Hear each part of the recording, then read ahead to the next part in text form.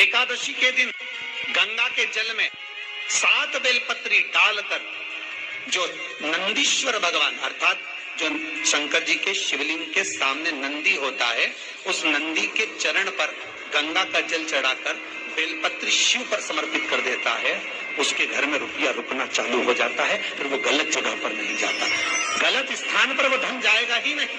कई लोग इसको धन के लिए भी करते हैं, संपदा के लिए। संपदा के लिए अर्थात जिसका व्यापार नहीं चलता, जिसके घर में पैसा नहीं आता, या नौकरी नहीं लग रही, या सर्विस नहीं लग रही, आप अप्लाई कर रहे हो, जगह जगह जाकर इंटरव्यू भी दे रहे हो और पैसा नहीं आता, तो उसके लिए भी प्रयास किया जाता है। पर उसके लिए यहाँ पर जो धन के लिए करते हैं, उसके लिए विष्णुपति के लिए करते हैं। मतलब जैसे गंगा के जल में तुलसी के 11 पत्ते डाले जाते हैं, और उसको किसी भी नारायण के मंदिर में राम कृष्ण शिव शंकर नहीं, राम कृष्ण भगवान विष्णु दत्त आदि जितने नारायण के मंदिर हैं, उस मंदिर में किसी भी पात्र में, एक छोटे से पात्र में उसको भरकर रखी आते हैं महाराज। उससे भी जॉब सर्विस नौकरी में सफलता प्राप्त हो जाती है। परंतु वो भी एकादशी को ही होता है। कुछ देर तक पात्र को रखा जाता है, फिर वही पात्र का जल किसी भी वृक्ष के नीचे डाल दिया जाता है, उससे भी नौकरी के लिए फायदा है। इसके घर में कमाने वाले 2-4 हैं, पैसा तो आ रहा है और घर में टिक नहीं रहा। डॉक्टर में, पुलिस में, एक्सीडेंट आदि में, कहीं गलत जगह पर व्यसन में अगर पैसा जा रहा है, जुए में, मांसाहार, मदिरा पान, या कहीं आया पैसा आने में कमी नहीं, आ रहा है पर टिक नहीं रहा, रुक नहीं रहा। कोई मांगने आ गया, दे दिया, फिर वहां से अपने पास नहीं आ रहा, अपन कह रहे हैं भैया हमारा पैसा लौटा दो, नहीं आ रहा। तो महाराज शिव महापुराण की कथा कहती है, एकादशी के दिन गंगा के जल में मात्र 7 बेलपत्री डालकर जो नंदीश्वर भगवान अर्थात जो शंकर जी के शिवलिंग के सामने नंदी होता है, उस नंदी के चरण पर गंगा का जल चढ़ाकर बेलपत्री शिव पर समर्पित कर देता है, उसके घर में रुपया रुकना चालू हो जाता है। फिर वो गलत जगह पर नहीं जाता, गलत स्थान पर वो धन जाएगा ही नहीं। बेटा अगर व्यसन में पड़ा हुआ है, मदिरा पान में पड़ा हुआ है, मांसाहार में, जुए आदि में जा रहा है, तुम्हें लग रहा है कि मेरा बेटा गलत मार्ग पर जा रहा है, ये मित्र दोस्ती गलत हो रही है, वो सही जगह पर जाए।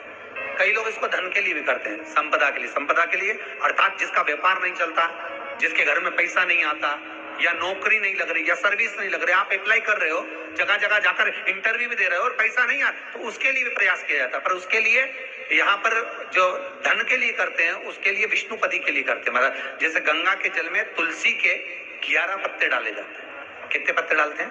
11 तुलसी के पत्ते डालते हैं, और उसको किसी भी नारायण के मंदिर में राम कृष्ण शिव शंकर नहीं, राम कृष्ण भगवान विष्णु दत्त आदि जितने नारायण के मंदिर हैं, उस मंदिर में किसी भी पात्र में, एक छोटे से पात्र में उसको भरकर रखी आते हैं महाराज। उससे भी जॉब सर्विस नौकरी में सफलता प्राप्त हो जाती है। परंतु वो भी एकादशी को ही होता है। कुछ देर तक पात्र को रखा जाता है, फिर वही पात्र का जल किसी भी वृक्ष के नीचे डाल दिया जाता है, उससे भी नौकरी के लिए फायदा मिलता है। शमी की पत्ती, शमी वृक्ष का जो महत्व पहले कहा है, शमी वृक्ष की पत्तियां अदालत में या कानूनी कोई प्रोसेस के अंतर्गत कानूनी कोई कार्रवाई हो गई है, या कोई अटका है काम, तो शमी की पत्तियों को एकादशी के दिन 5 जगह पर चढ़ाया जाता है उस कार्य को निपटाने।